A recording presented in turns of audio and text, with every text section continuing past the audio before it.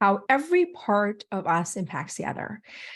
I want you to think about rating yourself.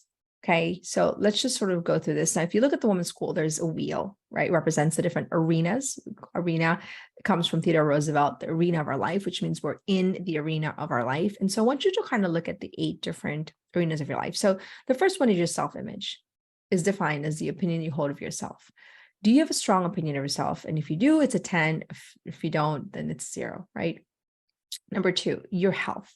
Your health, as we define it in the women's school, is your mental, emotional, physical, and spiritual, optimal ability to show up your highest and best self. So it's integrated intentionally because your thoughts is not separate from your emotion. It really, actually, your thoughts impact chemical release. It releases that emotion that impacts your physiology and your spiritual receptivity. So we have to start looking at our health as integrated, because a lot of times we think of working out and then eating healthy without managing our mind or emotion or spiritual health. And if it's not integrated, you can work out all you want, but if your mindset is poor and you don't have an understanding of your sense of purpose, then you have a cap. You're not really integratedly contributing your highest and best self in a very optimal level, because you can't. You're an integrated human being. So if you're going to rate yourself 0 to 10, your health, mental, emotional, physical, spiritual, and you can kind of divide it if you want to, but really I kind of do it as 1. How would you rate yourself? 10 being optimal health, 0 being poor health.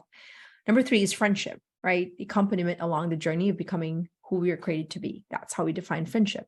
And so would you say that you have friendships that are helping you becoming who you were created to be and holding you accountable to your highest and whole version of you? And 10, yes, 0, no. And we are the average of the 5 people we surround ourselves with. If you're, I think that we need to be surrounded with friends that are dreaming and growing.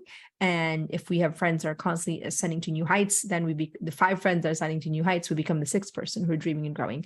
And that's the influence that they have on us. So number 4 is your intimacy, the most sacred place that you have. Maybe you're not dating someone. Maybe you have in a relationship, if you're not dating somebody, then it's a sense of your ability to hold space to your sacred relationship with yourself, maybe with God, and the importance of honoring your value. If you were to rate your, intimate relationship right now, 10 being it's inspiring, and that's the right word. It's there's life within, or there's no life in there, right? Number 5 is your contribution, which is an extension of your purpose. It could be your career, it could be your volunteer, it could be you as a mom, whatever you think sort of an extension and continuation of your unique and irreplaceable purpose in the world. 0 to 10, 10 being you're maximizing your purpose, you're developing yourself for the sake of highest contribution. 0 being you don't even know what your purpose is, you don't even know what you want in this world. And then environment, I think that's number 6. Environment is your external space that impacts your interior space, which means a physical space, people, things that impacts actually your mental, emotional, and physical and spiritual health, and vice versa. So would you say that you are in an environment that helps you to become a highest version of yourself, that gives you greater peace and joy, and that it inspires you? 10 being yes, 0 being no.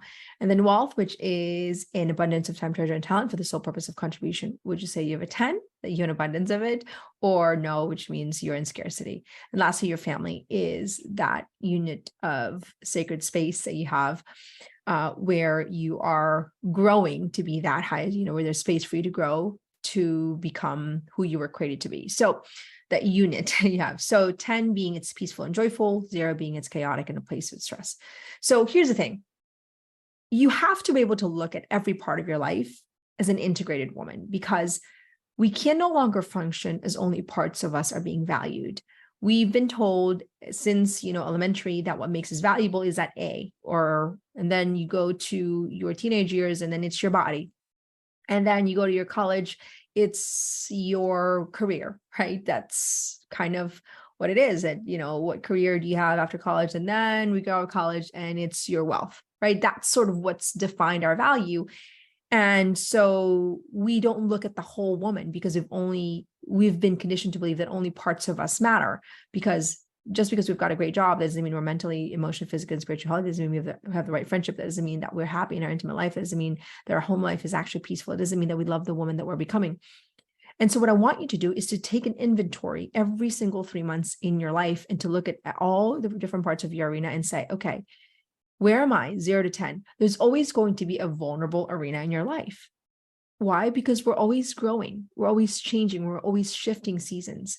Now, if you've never designed your life quite intentionally, maybe every part is sort of like, January, everything's a 2. That's not uncommon. This is actually one of the most, I would say, pivotal exercise that I do with women, is that I help them rate themselves, because they realize, oh, sugar plum, I've never even thought about my mental, emotional, physical, and spiritual health together. I've never even thought about my friendship training. I never thought about my environment. I just thought it's chaotic to be a mom, and that's just the way it is.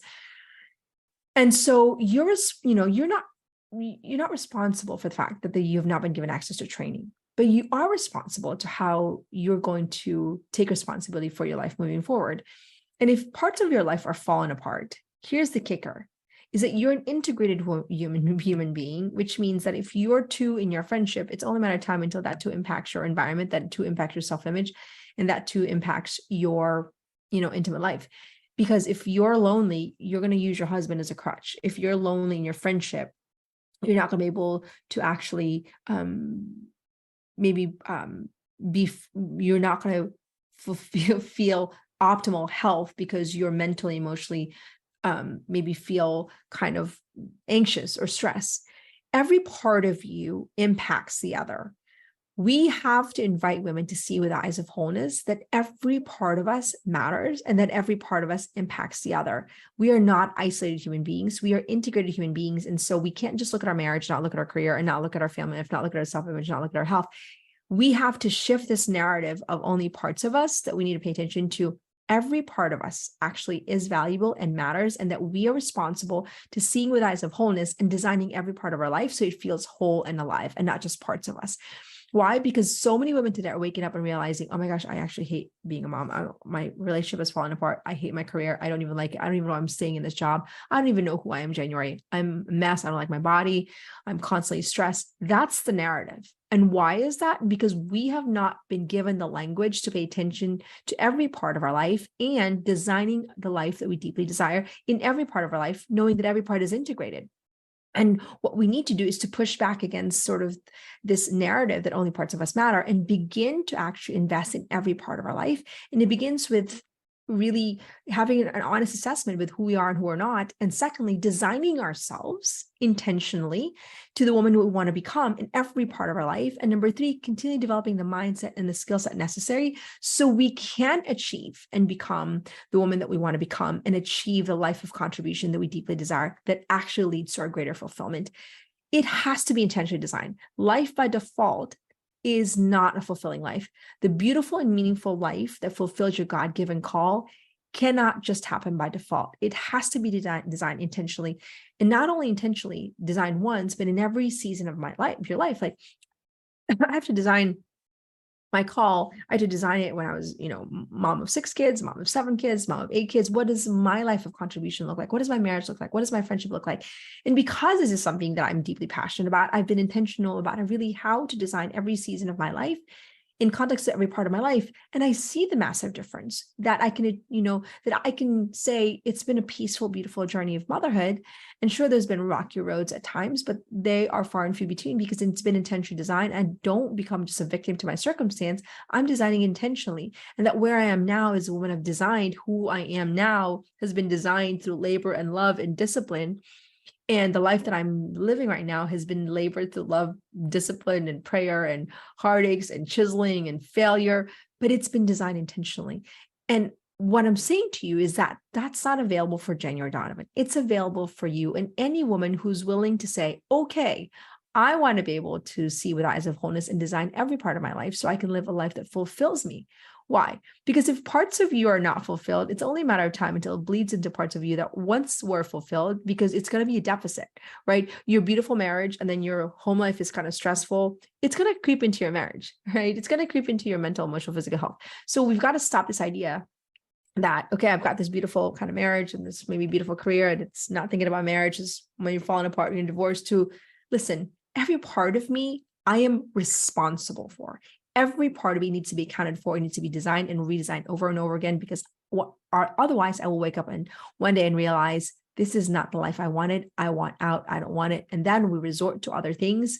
Then we go into addiction and stress. And then all of a sudden we could lead into projection. And now we're angry and now everybody else's fault. That's a classic thing from, kind of narrative, but it's true. When we haven't been trained to design the life that we want, and then all of a sudden we're waking up to the life we don't want, we've never wanted, because we've never been taught to see and trained to see with eyes of wholeness, then all of a sudden we're angry and we don't know why. Part of the battle is that there's no language for both the battle and the desires of our heart. We need to give language to those struggles. And part of that is seeing the language, seeing with eyes of wholeness, and honoring every part of ourselves, and that we are valuable. Not just parts of us are valuable, every part of us is valuable. And then you need to take a stand and in learning the language that honors the whole woman, because the whole woman is what fulfills you and not just parts of you. So it is your duty to bring reverence back to the whole version of you and not just parts of you.